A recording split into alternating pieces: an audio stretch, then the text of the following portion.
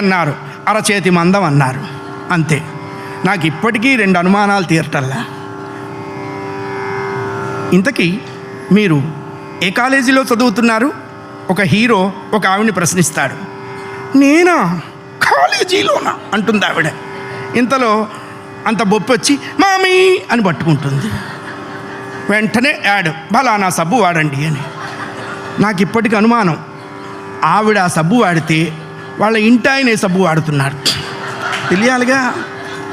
మరి వీళ్ళకి ఏదో అందం చస్తుందిగా, ఈ మగవాళ్ళకు కూడా మరి అంత అనాకారులుగా ఉండరుగా.